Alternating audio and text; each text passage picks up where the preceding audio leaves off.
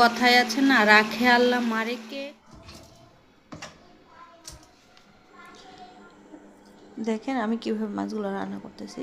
প্রথম হলুদ মরিচ সব কিছু দিয়ে দিলাম, পরে হচ্ছে মনে করেন সব ধরনের মশলা দিয়ে আমি একটু ধনিয়ার গুঁড়া দিই, কারণ অনেক মজা লাগে ধনিয়ার গুঁড়া দিলে, মাছগুলো ভালো লাগে। প্রথম ভাজি করতে চাইছিলাম, কিন্তু ভাজি না করে ভুনা করবো। এই যে আপনাদেরকে একটু হচ্ছে ভাবলাম একটু শেয়ার করি আমি কীভাবে মাছ ভুনা করি, আপনারা কীভাবে করেন। সেই জন্য দেখেন আমি কই মাছগুলো এক এক করে দিয়ে দিলাম কড়াই, করার পর দেখেন ভাজছি, ভাজার পরে এই যে উল্টানোর পর কই মাছ ভাজলে কি একটা মজা লাগে জানেন, যেটা ভালো লাগে কই মাছ হচ্ছে ব্যাকা হয়ে যায়, ব্যাকা হয়ে যায়, বুঝছেন।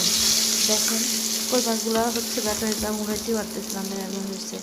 পরে হচ্ছে কি আর করা আছে, আমি পেঁয়াজ দিয়ে দিলাম।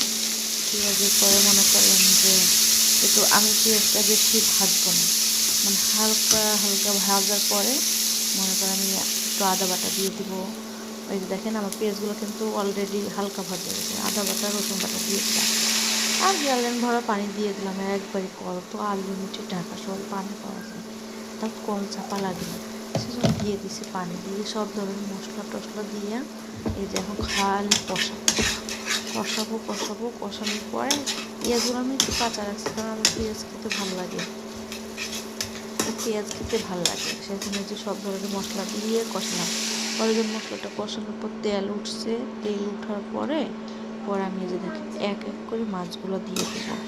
আর সবার আগে একটা কথা বলি, আমার ভিডিওগুলো আমার রান্নাগুলো যদি ভালো লাগে আপনারা সাবস্ক্রাইব করবেন, আর হচ্ছে একটু লাইক কমেন্ট করবেন, আর ভিডিওগুলো ভালো লাগলে সবাই সাবস্ক্রাইব করে দেবেন।